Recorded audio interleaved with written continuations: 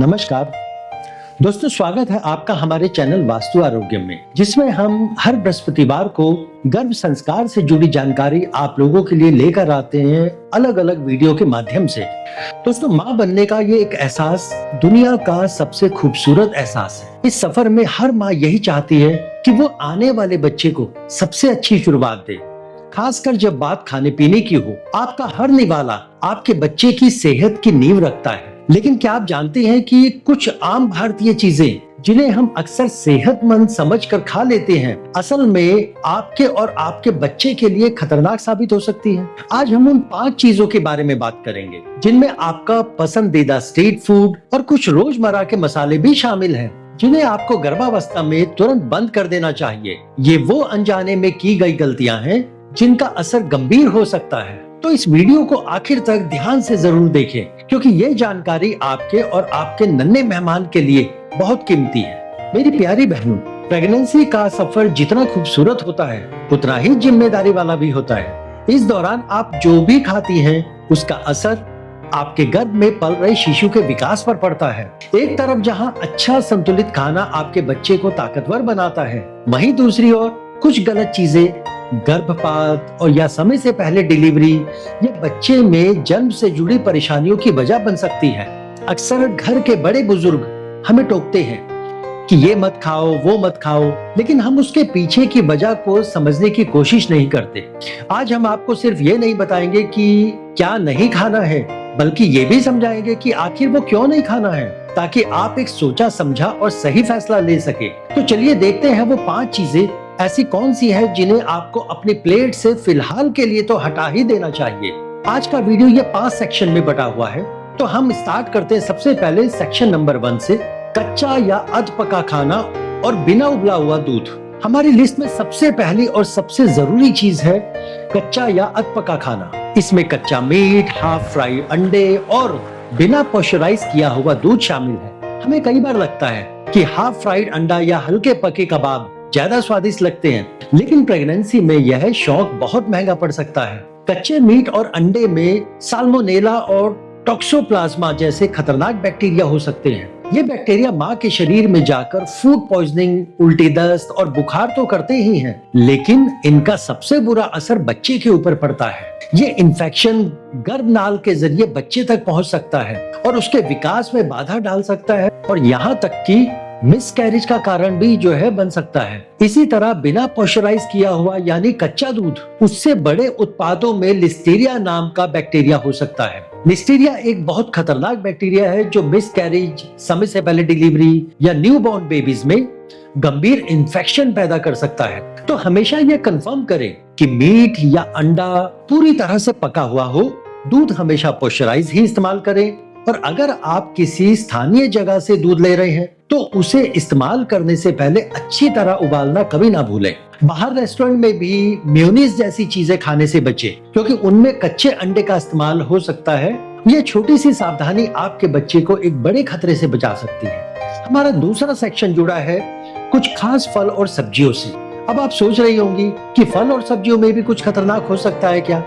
जी हाँ, गर्भावस्था में कुछ फल और सब्जियां ऐसी हैं जो फायदे की जगह नुकसान कर सकती हैं। इसमें सबसे ऊपर नाम आता है कच्चे पपीते का और अनानास का। सालों से हमारे घरों में गर्भवती महिलाओं को पपीता और अनानास से दूर रहने को कहा जाता है, और इसके पीछे जो कारण है वो क्या है कि कच्चे या अध पके पपीते में पपेन और लेटेक्स नाम के तत्व होते हैं। ये यूट्रस यानी कि गर्भाशय में संकुचन यानी कॉन्ट्रैक्शन पैदा करते हैं, जैसा डिलीवरी के समय होता है। गर्भावस्था के शुरुआती महीनों में यह गर्भपात की वजह बन सकता है, और बाद के महीनों में समय से पहले डिलीवरी का खतरा बढ़ा सकता है। इसलिए कच्चा पपीता तो बिल्कुल भी ना खाएं, ना पराठे की स्टफिंग में, ना सब्जी में, और ना ही अन्य किसी और रूप में। इसी तरह अनानास में ब्रोमेलिन नाम का एक एंजाइम होता है। माना जाता है कि बहुत ज्यादा मात्रा में यह एंजाइम सर्विक्स यानी बच्चेदानी का मुंह नरम करते हुए कॉन्ट्रैक्शन शुरू कर देता है, जिससे मिसकैरेज का खतरा वो बढ़ता है। और खासकर पहली तिमाही में, जिसको हम फर्स्ट ट्राइमेस्टर भी कहते हैं, जब प्रेगनेंसी बहुत नाजुक होती है, तब अनानास को लेकर सावधानी बरतनी ही बेहतर है। इसके अलावा बिना धुली सब्जियों से भी आपको बचकर रहना चाहिए। देखिए, सब्जियों और फलों की ऊपरी तह के ऊपर मिट्टी से आने वाला टॉक्सोप्लाज्मा नाम का एक परजीवी होता है। अगर आप बिना धोए सलाद या फल खा लेती हैं, तो यह इन्फेक्शन आपके शरीर में जाकर बच्चे के दिमागी विकास पर बुरा असर डालता है। इसलिए कोई भी फल या सब्जी खाने से पहले उसे 10 मिनट पहले नमक के हल्के गर्म साफ पानी में अच्छी तरह धोना कभी ना भूलें। तीसरा सेक्शन हमारा जुड़ा है स्ट्रीट फूड और जंक फूड के साथ। दोस्तों, प्रेगनेंसी और क्रेविंग्स का तो चोली दामन का साथ है। कभी गोलगप्पे खाने का मन तो कभी चटपटी चाट का। लेकिन यही स्ट्रीट फूड और जंक फूड आपकी और आपके बच्चे की सेहत के सबसे बड़े दुश्मन होते हैं। स्ट्रीट फूड के साथ सबसे बड़ी दिक्कत क्या है? साफ सफाई की होती है। हमें नहीं पता कि उसे बनाने में इस्तेमाल होने वाला पानी वो कैसा है, सब्जियां धुली है या नहीं, और बनाने वाले ने साफ सफाई का कितना ध्यान रखा है। गंदे पानी और बिना सफाई के बने खाने से हेपेटाइटिस, टाइफाइड और फूड पॉइजनिंग जैसे गंभीर इन्फेक्शन का खतरा कई गुना बढ़ जाता है। देखिए, गर्भावस्था में आपकी इम्यूनिटी वैसे भी थोड़ी कमजोर होती है, जिससे आप इन इन्फेक्शन की चपेट में जल्दी आ सकती है। ये बीमारियां ना सिर्फ आपको कमजोर करती हैं, बल्कि आपके बच्चे तक भी पहुंच सकती हैं। इसके अलावा जंक फूड में न्यूट्रिशन वैल्यू बिल्कुल भी नहीं होती। इसमें सिर्फ मैदा, खराब फैट और बहुत ज्यादा नमक चीनी ही होता है, जो सिर्फ कैलोरी बढ़ाता है और कुछ भी नहीं। इससे आपका वजन वो बढ़ता चला जाएगा, ब्लड प्रेशर की समस्या होगी और प्रेगनेंसी शुगर का खतरा भी जो है वो बढ़ जाएगा। देखिए, हम समझते हैं कि क्रेविंग को कंट्रोल करना मुश्किल है, पर एक हेल्दी रास्ता भी है। अगर गोलगप्पे खाने का मन है तो घर पर साफ पानी से बनाएं। चाट खानी है तो घर पर दही और उबले आलू से तैयार करें। स्वाद भी मिलेगा और सेहत भी बनी रहेगी। हमारा चौथा सेक्शन जुड़ा है कुछ खास घरेलू मसाले और हर्बल चीजों से। हमारे किचन की शान होते हैं मसाले, जिनके बिना खाने में कोई स्वाद नहीं आता। लेकिन क्या आप जानती हैं कि कुछ मसाले जो आम दिनों में फायदेमंद होते हैं, वो प्रेगनेंसी में दिक्कत खड़ी कर सकते हैं। मेथी दाना, अजवाइन और हींग जैसे मसालों की तासीर गर्म मानी जाती है। बहुत ज्यादा मात्रा में सेवन करने पर यह गर्भाशय में कॉन्ट्रैक्शन पैदा करता है, जिससे समय से पहले डिलीवरी या मिसकैरेज का खतरा वो बढ़ जाता है। पर इसका यह मतलब नहीं है कि आप इन्हें बिल्कुल बंद कर दें। सब्जी या दाल में चुटकी भर डालने से कोई नुकसान नहीं है, लेकिन अगर इन्हें घरेलू नुस्खों की तरह मात्रा में लेना, जैसे अजवाइन का पानी लेना या मेथी का काढ़ा पीना, ये खतरनाक हो जाता है।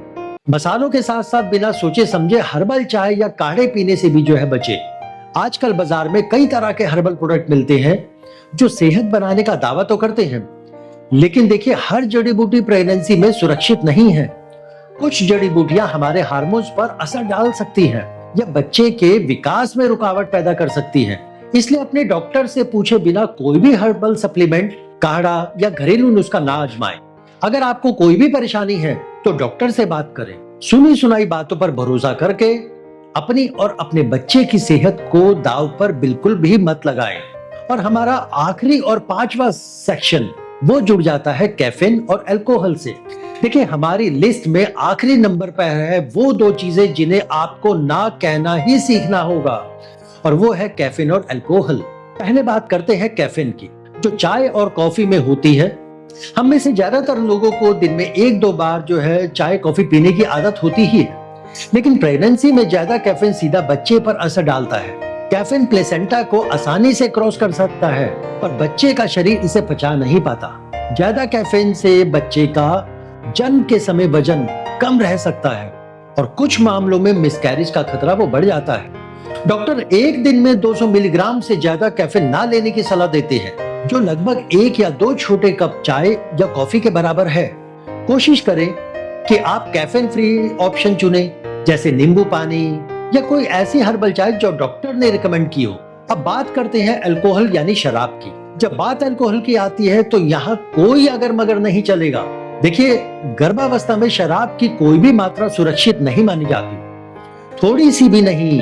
यह आपके बच्चे के लिए जहर की तरह है, जो ऐसी शारीरिक या मानसिक समस्या दे सकता है जो बच्चे को जीवन भर के लिए हो जाए और जिसके बाद किसी भी इलाज से पूरी तरह सही नहीं किया जा सकता।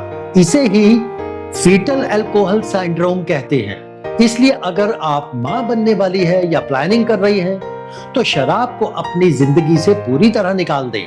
यह एक ऐसा त्याग है जो आपके बच्चे को एक सेहतमंद जिंदगी का सबसे बड़ा तोहफा होगा। तो ये थी वो 5 चीजें जिनसे आपको अपनी गर्भावस्था में दूरी बनाकर रखनी चाहिए। उम्मीद है ये जानकारी आपको इस खूबसूरत सफर की ओर सुरक्षित बनाने में मदद करेगी। अगर यह वीडियो आपको किसी भी प्रकार से इस खूबसूरत सफर में लाभ दे रहा है तो इस वीडियो को अपने हर उस खास और करीबी के साथ शेयर जरूर करें जो इस खूबसूरत सफर से हर पल को जी रहा है और हर पल महसूस कर रहा है। अगर आपके पास कुछ सवाल है या आप अपना कोई एक्सपीरियंस शेयर करना चाहती हैं तो नीचे कमेंट में हमें जरूर बताएं। हम उसको अपने आने वाले वीडियो में अपने दर्शकों के साथ आपका एक्सपीरियंस जरूर शेयर करेंगे। एक दूसरे की मदद से ही यह सफर आसान बनता है। और हाँ, हमारे चैनल को सब्सक्राइब करना ना भूलें और बेल आइकन भी जो है प्रेस कर दें ताकि प्रेगनेंसी और गर्भ संस्कार से जुड़ा कोई भी वीडियो वो आपसे मिस ना हो। तो मिलते हैं अगले बृहस्पतिवार को गर्भ संस्कार से जुड़ी फिर एक नई महत्वपूर्ण जानकारी भरे वीडियो के साथ। तब तक के लिए खुश रहें, स्वस्थ रहें और अपने होने वाले फरिश्ते से बातें करते रहें, क्योंकि इन पलों के साथ जीने का जो एहसास है उसका कोई भी बीतने वाला पल कभी वापस नहीं आएगा। तो मिलते हैं हम जल्दी अगले वीडियो में। तब तक के लिए धन्यवाद।